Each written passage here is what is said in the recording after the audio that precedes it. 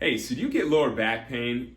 There's a lot of people out there that spend a lot of time on their feet, and at the end of the day, their back is killing them. Well, I have the solution for you today. Are you ready for it?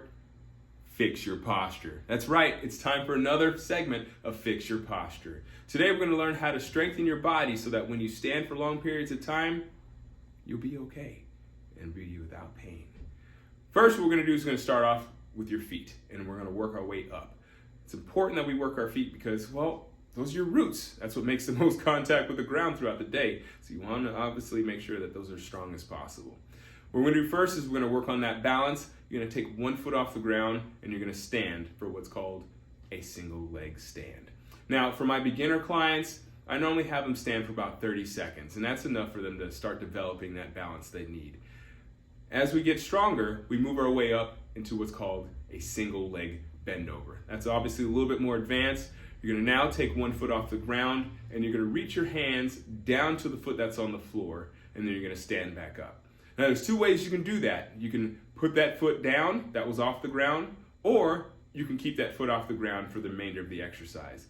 I normally have my advanced or even intermediate to advanced clients do it for 10 to 15 reps, and that's a great way to develop that balance. Now, we finish our feet. We're going to move our way up into our hips now. Now, I like these exercises because they're great for everything. They're not only great for standing, but they're great for lateral movement, they're great for sprinting, great for jumping, pretty much every movement that a typical human will do. So first we're going to start off with your glutes with what's called a dirty dog. You're going to start off with your shoulders directly over your hands and your hips directly over your knees. You're going to be on all fours. And essentially from there, you're going to reach your knee up to the side, kind of like a dog in a fire hydrant, and you're going to bring that knee back down. Very good exercise for the glutes. We're going to move our way into the next exercise, which is also good for the glutes, but also for the hamstrings and a little bit of the lower back. So it's called a hip press. You're going to lay on your back, you're going to bend your knees, and you're going to lift your hips up as high as you can off the ground. Now, one precaution that I always mention to my clients is that you want to make sure that you're not arching your lower back as you lift up. You want to control it by engaging your abdominals and pushing through your heels and the balls of your feet. That'll ensure that you're engaging your pelvic floor and not arching your lower back. All right, so that does it for our hips, and on to our final section, the core. So what we're going to do here is what's called a plank. That's the most basic of exercises. I recommend that everybody at least plank 1 minute a day, and I guarantee you that'll help you strengthen that core. First, what we're going to do is what's called a low plank. Okay, there's actually two variations. There's a low plank and a high plank. I prefer a low plank because you don't have to be on your wrists, and if you can stay off your wrists as much as possible, then your life is a little bit better. Your elbows and forearms are a lot bigger than your wrists, so it's a little bit easier on your body, and it focuses obviously more on your abs than anything else.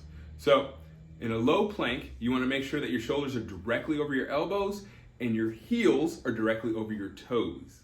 Okay? I can't tell you how many times I see people with their toes pointed or whatnot, so their heels are way in front of their toes and they're just holding on, or they're on the top of their feet.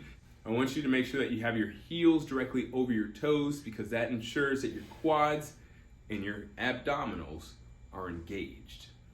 All right, and so we're going to move on to the final exercise of the day. And this is the most important one because this is one that we don't really do as often as we should. It's called a back extension. All right, so you're going to be laying on your stomach. You're going to put your hands behind your head. You're going to put your feet and knees together. You're going to keep those on the floor as you raise your chest off the ground as high as you can. Another precaution, we've got to be very cautious with the lower back. You want to make sure that as you lift your body up, you're lifting and not throwing your chest up as high as you can and dropping your body down. You want to be controlled up and you want to be controlled down. You're in a very vulnerable position for your back, so you want to make sure that you're controlling that movement. All right, so that pretty much does it. That's every exercise that you're going to need to help strengthen your body so that you eliminate pain in your lower back. Thank you so much for watching and listening, and as always, keep good company.